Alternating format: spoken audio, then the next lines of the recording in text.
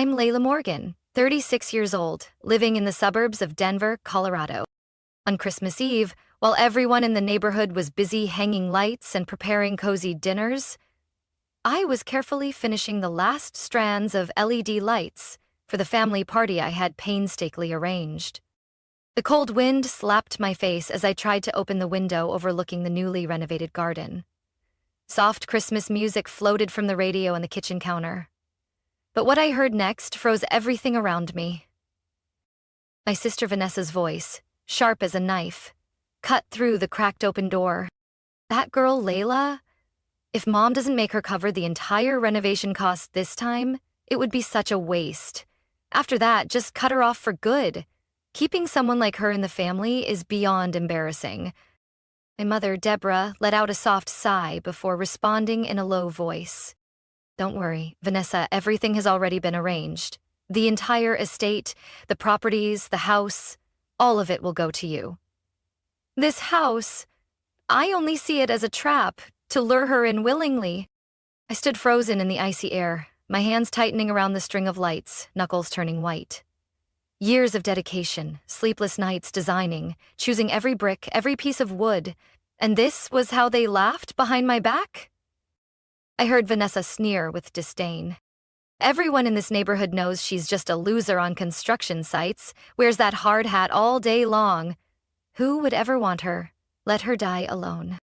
"She's such a fool," Deborah chuckled. "She thinks hanging a few lights and cooking a meal is enough to earn this family's love." Their laughter echoed through the dark, mingling with the clinking of wine glasses. And I just stood there, frozen, as if someone had landed a punch straight into my stomach. No one realized I was right there, hearing every word. They called me a failure, a burden, a disposable tool once they drained every drop of effort and money from me. The kitchen I had just renovated, the light fixtures I installed myself, all of it warped and hollow under the very lights I had so patiently hung. To them, I was nothing more than an invisible laborer. I couldn't help but wonder how foolish I had been all these years to believe in family bonds. 36 years, only to hear such venomous words behind a half-closed door. They said I was lonely. Maybe they were right. I was alone, in the house I'd built, among people who shared my blood. The wind howled, the lights I had hung flickered as if matching my frantic breathing. Everything I thought was solid and unshakable crumbled in a few cruel sentences. I didn't step inside. I didn't confront them. I simply closed the window, slowly, as if I was shutting the door on an entire chapter of my life. But instead of letting the pain drown me, something inside me began to freeze over. I was no longer the compliant Layla, the one running around covering their expenses. I knew this was the moment I had to rise. Not to confront them right away, but to prepare for a battle they would never see coming. I wiped the sawdust from my hands, took 3 deep breaths, and returned to the kitchen, calmly glazing the last batch of cookies baking golden in the oven.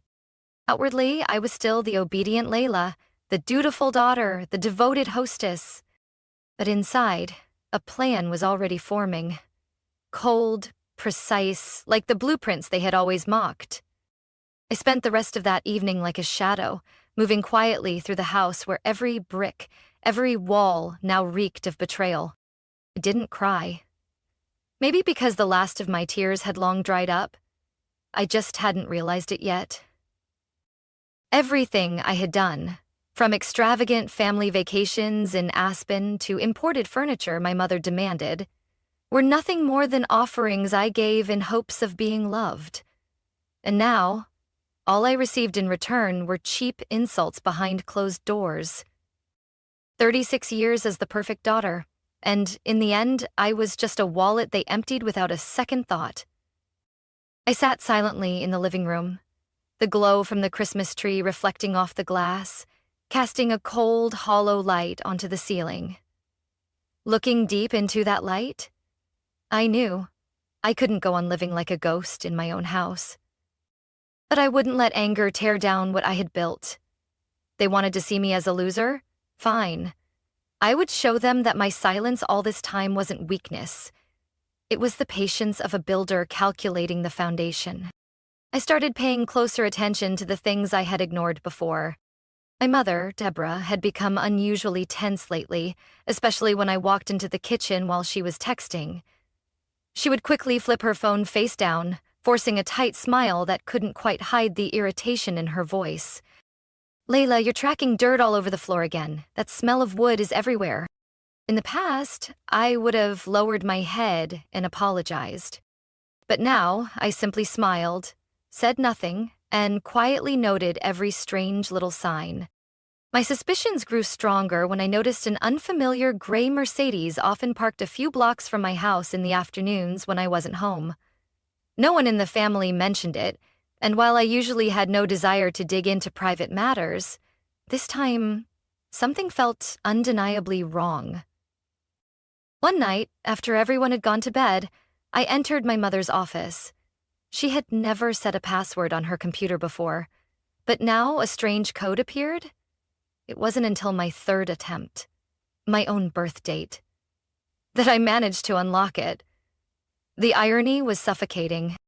Inside her inbox, I found email exchanges spanning over 3 years with an unfamiliar name, Charles Bentley. At first, I assumed he was just a business associate, but the more I read, the affectionate messages, the photos of them at restaurants, traveling together, I understood immediately. Charles wasn't a stranger at all. He was my father's best friend from college, now his financial partner in the company. I clenched my fists so tightly my nails dug into my skin. My mother had been having an affair. Not only betraying my father, but using the money I contributed to family vacations to fund her lavish outings with Charles. They went together to Napa Valley, Seattle, to 5-star hotels I never even dreamed of stepping into. What stung more was realizing those expenses came from the very funds I believed were for family memories. Each tiny detail came together like broken shards of a larger, sinister picture. And me, who thought I was holding the foundation of this family together, was nothing more than a puppet in their scheme. I couldn't barge in and confront them like I used to when catching contractors cheating on job sites. I needed time. I needed irrefutable evidence. That night, I quietly installed recording devices in the living room, kitchen, and even my mother's office. I placed a hidden camera behind my father's favorite painting, a photo of the Grand Canyon from when he and Mom were still a happy couple. I didn't know when I had crossed the line of ethics, but I knew I was fighting for myself, for the hard work and dignity they had dismissed so easily. Standing in my backyard workshop, the warm yellow light illuminating the fine dust swirling in the air, I made a silent vow. I would never let anyone take what was rightfully mine again. And when the time came, they would feel the sting of betrayal, exposed right on the stage they built to humiliate me. The days that followed played out like a twisted theater where I was the lead actor pretending to be an extra in my own life. I continued doing what they expected of me, baking cookies, watering the plants, chatting with neighbors who barely noticed if I existed. Inside, I quietly observed, noting every word, every glance, every secret message my mother tried to hide behind her gracious smile.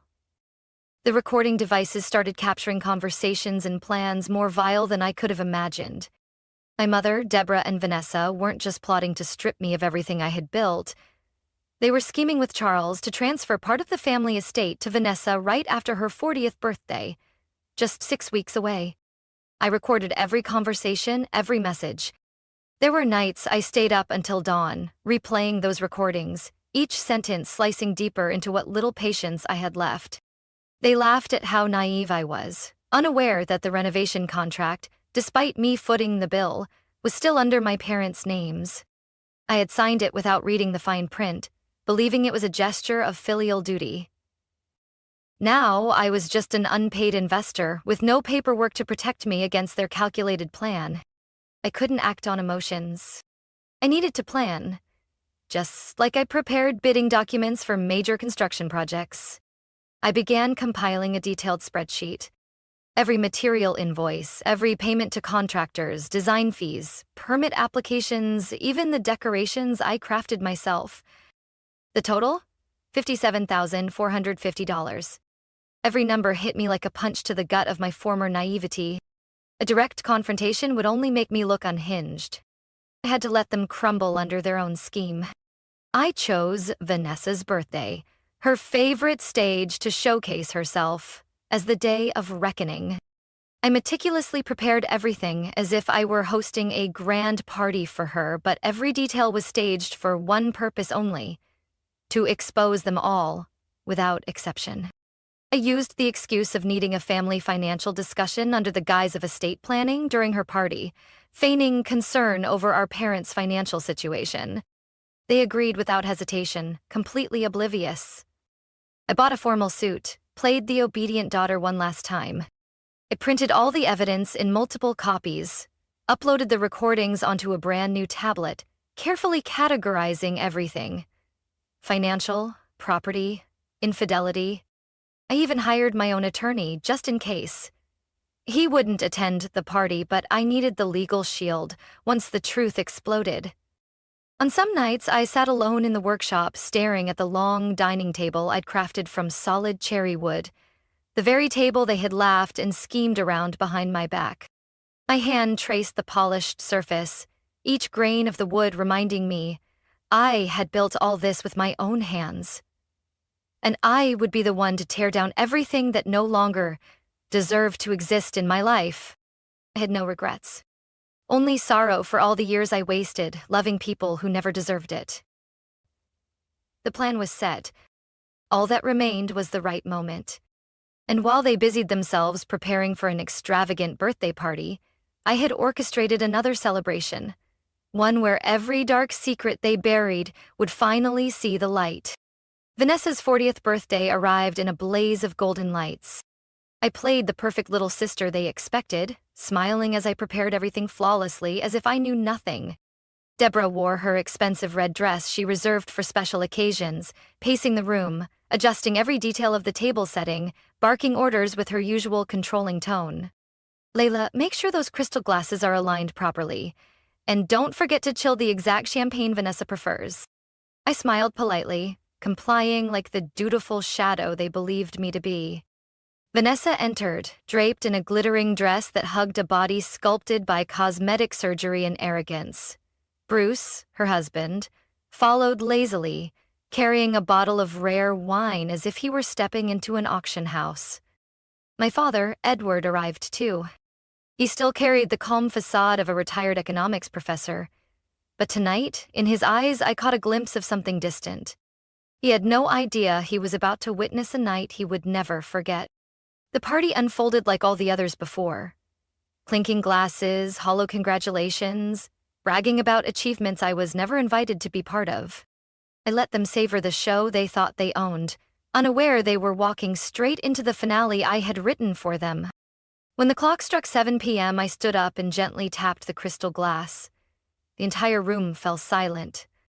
Before we raise our glasses to celebrate Vanessa's birthday, I'd like to take a few minutes for an important discussion about family and finances, I said, my voice calm but filled with authority. My mother frowned.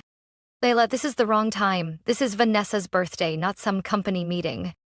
I tilted my head, offering a polite smile. "Then it's the perfect time, isn't it, Mom? Since the whole family is here." I took the tablet from my bag, connecting it to the large screen mounted on the dining room wall, the same wall I had rebuilt myself during the renovation. "Let's get started," I pressed play. My mother and Vanessa's voices echoed throughout the room. My mother's voice was cold. "Let her pay for the house renovation and then we'll cut her out of the will. We can't have a construction worker like her dragging down the family name." Vanessa chimed in, her tone dripping with mockery. "I'll handle all the paperwork. You just need to act convincingly. Layla is so dumb, she'll never know." I stopped the recording. The air became suffocating. All eyes turned toward my mother. Edward looked around, his face filled with disbelief. "What kind of joke is this, Deborah?" I calmly moved to the messages between my mother and Charles Bentley, my father's longtime friend. The sweet words, the plans to run away to Oregon after transferring the assets, the photos of them together at luxurious hotels. Everything was exposed, not a single detail omitted. My father stood frozen, his hands trembling. Charles? His voice cracked. My friend? After all these years. Deborah tried to stand, reaching for my hand, but I stepped back, my gaze cold as ice. Stop pretending, Mom. Dad deserves to know everything, and so do I. Bruce, still trying to maintain his smart lawyer facade, discreetly lowered his head, attempting to delete data from his phone. I pointed directly at him. Don't bother, everything's already been backed up. Vanessa, pale as a sheet, whispered, Layla. What are you doing? Are you trying to destroy this family? I didn't answer. Instead, I projected the detailed spreadsheet showing every dollar I had poured into the house, $57,450. Every expense had receipts, photos, and witnesses. Suddenly, Edward shot up, shoving his chair back, the wood crashing against the floor. Deborah, how long? How long have you been mocking me? Laughing behind my back with Charles. He slammed the dining table, sending the wine bottle and plates crashing onto the tile floor. My mother burst into sobs, fake tears streaming down her heavily painted cheeks. Edward, let me explain. I was lonely. You were always so busy. But he looked at her with utter disappointment. Lonely? So you stole from your own daughter? Destroyed this family to chase what? Happiness? Freedom? You lost all of that long ago, Deborah. No one laughed. No one dared speak. Only the suffocating silence remained, heavier than any concrete I had ever mixed. And standing there, among the shards, I realized for the first time, I was no longer the one being deceived. The house fell into a stillness like a shattered painting after my father's fury. The crystal shards scattered across the floor, the once lavish party now reduced to a mess of spilled wine and cold food. I stood up, straightened my back, letting my gaze sweep across the faces of those who once called themselves my family. My mother slumped over the armchair, her shoulders shaking. Vanessa cowered behind Bruce, her face drained of color, unable to hide her shock. I didn't need to yell. Just simple, firm words. The party is over. I want all of you out of my house. Deborah looked up, her teary eyes staring at me as if she couldn't believe what she had just heard. Layla, you can't do this. I didn't wait any longer. I quietly opened the front door wide, letting the night breeze sweep away the last remnants of their pretense. From now on, all communication will go through my lawyer. Anyone who crosses that boundary will be served with a restraining order immediately. My father quietly walked out without saying another word. I didn't stop him. He needed time to process everything that had been exposed. Vanessa looked like she wanted to say something, but only shook her head, dragging Bruce out of the house like defeated soldiers. Finally, only Deborah remained, sitting there, clinging to the last remnants of the power she once held. Layla, you're tearing this family apart. You think you can live alone forever? You'll regret this. I didn't answer. I closed the door. The click echoed sharply, closing off an entire, outdated chapter of my life. That night, I packed everything that belonged to me. Business files, equipment, childhood photos I still had, and a few pieces of furniture I'd built with my own hands. The rest I left behind for those who had always seen me as nothing more than a tool. Early the next morning, I moved into a high-rise apartment far from the suburbs I once called home. It was smaller, but quiet, clean, and most importantly, it was mine. I locked all my social media accounts, changed my phone number, and kept only the line open to my lawyer. I didn't read the first messages from Deborah, but they kept coming, relentless, swinging from anger to begging. Layla, you are cruel. You're destroying this family. Vanessa did nothing wrong. Bruce was just following my orders. Yes, it was my fault, but please give me a chance. I ignored them all. I sent one final, cold message. This is my last and final confirmation. All personal communication will cease from now on. Any complaints or legal matters must go directly through my lawyer. I will not accept any more messages, calls, or notes from anyone in this family. And then, I blocked them all. A few days later, Vanessa tried to contact me through my company email, attempting to sound sweet. Layla, you're still my sister. Things went too far.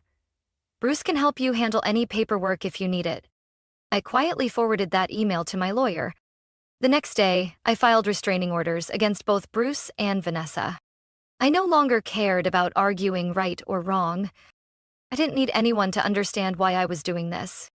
I had redrawn the boundaries of my life, and this time, I wouldn't let anyone cross them. My new apartment had a balcony overlooking the Platte River, the city lights shimmering in the distance. I spent the entire first week cleaning, organizing, and refreshing the space, like a ritual to purge the old. I rebuilt a small workshop in the living room. The sound of saws and wood shavings was all I needed now. Some nights, I stayed up late, sitting at my drafting table, sketching new designs. Projects I had abandoned because I was trapped in that endless family loop. I didn't feel satisfied. No sense of victory. Only a hollow relief, like finally removing an invisible shackle that had been wrapped around my neck for 36 years. And for the first time, I slept deeply, without dreams. 3 weeks after the night of reckoning, I received a call from my father. Edward Morgan had never been one to show emotion easily. But that day, his voice was lower, carrying the weight of a man who had just awakened from a long, bitter sleep. Layla, I need to talk to you. If this is about Mom or Vanessa, I'm not interested. I replied bluntly.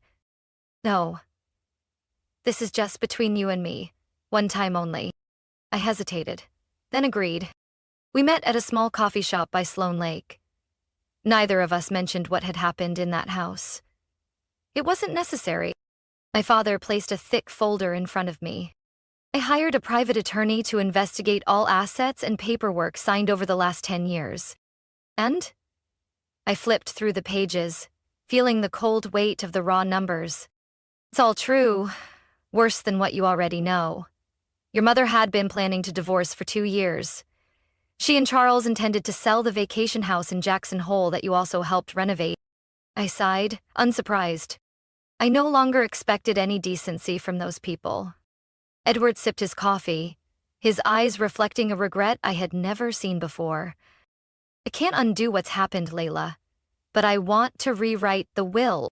That's not necessary, Dad. I don't need anything. He shook his head firmly. No. I need to do this, not just for you, but to make amends with myself. I've lived blind for too long. Now, I want everything to be clear. I will transfer all remaining assets to you. Vanessa and Bruce will be completely cut from the inheritance. I stayed silent. Not because I wanted revenge, but because I understood this was the only way to end the toxic cycle that had lasted for years. I wasn't taking everything. I was simply reclaiming what had always been mine. If that's what you want, Dad, I'll let your lawyer work directly with mine. I don't want to be involved any further. Edward nodded. I understand. We sat in silence, neither of us saying anything more. But that silence, it was more comforting than any family conversation I had ever experienced. 3 months passed. I moved permanently into my new apartment, turning it into a space for my own creativity. I expanded my woodworking studio, took on high-end furniture projects for clients in downtown Denver. Work became the medicine that slowly prepared the pieces of my soul, worn down over 36 years. I no longer cared what my mother was doing, nor did I bother reading the endless emails from Vanessa filled with shameless justifications. I devoted all my time to my work, to the sketches, to the rough timber that under my hands transformed into furniture with a soul of its own. Each morning, I brewed coffee, opened the windows wide to let the sunlight flood my workshop, and breathed in the fresh air I had paid for with my youth. The fake dinners, the condescending remarks from my mother, all of it became a distant memory. Now, no one could command me anymore. And yet, I didn't feel satisfied, nor did I feel the victorious rush portrayed in revenge movies. What I felt was simply quiet. An empty relief, like finally removing an invisible shackle that had been around my neck for far too long. As the days passed, I buried myself in work as a way to mend the fractures my family had left behind. But even in this seemingly free space, there were afternoons when I would look out at the Platte River, feeling a hollow ache that I couldn't quite name. My father, Edward, seemed to have found his own rhythm of life in Oregon. After selling the big house, he moved to a small seaside town, taking a part-time job teaching economics at a community college. Occasionally he would call me, of course. Short conversations that never touched on the past, on my mother, on Vanessa or Bruce. We only talked about work, about new construction projects, about good woods for furniture, or sometimes about the pleasant weather where he lived. For the first time in my life, I realized these conversations no longer felt like an obligation, no longer weighed down by pretense. They were natural, light, and I knew, like me, my father was also learning how to live a life, no longer chained by the lies that had once trapped both of us. One early autumn day, he sent me a photo. A small wooden house perched on a cliff overlooking the ocean. His message was short. If you have a chance, come visit. No pressure, no expectations. I thought about it for a long time before deciding to drive nearly 1,000 miles to get there. When I arrived, Edward was sitting on the porch, a cup of coffee in hand, his gaze following the waves crashing against the rocks. "Hello, Layla," he said, unable to hide the relief in his smile. We sat together, not saying much, just quietly watching the sea, letting time drift by gently, naturally. That evening, he showed me around the little house, proudly pointing out the bookshelves he had built himself, the rustic decorations he'd found at flea markets. "I've been learning woodworking. You probably wouldn't believe it, but I love seeing something take shape under my own hands." I laughed. "No one's ever too old to start over, Dad." He was quiet for a moment, then nodded. We didn't need to talk about old mistakes. Both he and I understood that some wounds didn't need to be reopened. Just that we needed to move forward. More kindly. Back in Denver, everything seemed clearer than ever. I started rebuilding my connections in the construction industry, taking on bigger projects, standing more confidently in front of clients who used to look down on me. I allowed myself to slow down, enjoy quiet dinners, sunny mornings on my balcony filled with lavender. I learned to forgive myself for the years I wasted trying to please people who never truly cared for me. On late nights, I still sat by my drafting table, sketching the buildings I dreamed of. But this time, I no longer rushed to prove myself to anyone. I only wanted to create things that made me happy, that made me feel free. Edward occasionally sent me samples of wood he crafted himself. I hung them in my workshop as reminders that some bonds, though once broken, could be repaired, if both sides were willing to let go of the past. On those late nights in my new apartment, the city lights shimmered like a silk ribbon beyond the wide glass window. In the small workshop I had set up, the smell of wood, fresh paint, and the sound of pencils scratching across paper were my only companions. I no longer drew just to complete contracts for clients. These new designs were bolder, even wilder, than any commercial project I had ever taken on. They were spaces I wanted to build for myself. A small wooden house in the Oregon woods, a studio on the top floor overlooking the Washington coast, even a mobile cabin I could take across America. I allowed myself to dream of things I once denied myself, once thought extravagant or pointless. Perhaps because now, I knew I was building a life entirely on my terms. No Vanessa to judge me, no Deborah to mock me, and no one left to exploit me. I had paid too much for this freedom, and I would never let it slip away again. On weekends, I often wandered the neighborhood, exploring old wood shops, vintage bookstores, and hidden cafes. I started talking to shop owners, local artisans. Some of their stories made me realize there were others out there trying to rebuild their lives from ruins too. Imperfect lives, but far more authentic than any picture-perfect family portrait my mother ever tried to stage. One late evening, while finishing a sketch for my dream mobile cabin, my father sent me a message with a picture of a dining table he had made himself. No ornate carvings, just the raw grain of wood, sturdy and solid. "I want to give you this table for your new workshop. There's no better gift than something we built together. I smiled, replying, I'll save the most honorable spot for it. We no longer needed many words to understand each other. Those were small but sturdy threads, helping me and him reconnect a once fractured bond. No efforts to make amends, no demands for forgiveness, just walking parallel paths. Free, but together.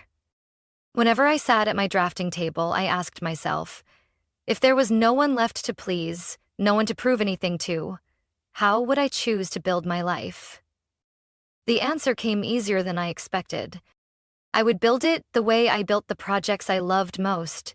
Solid, honest, with room for flaws, and always space for surprises. I began laying out a real plan for my mobile cabin project. No more dreaming. I started sourcing materials, calculating costs, scheduling each phase of construction. I wanted to complete every detail with my own hands, as a ritual, to mark the beginning of a new chapter. On quiet evenings, I spread the blueprints across the floor, marking every note in red. Every line, every corner, was a declaration that I was shaping my future, one where I no longer needed anyone's approval.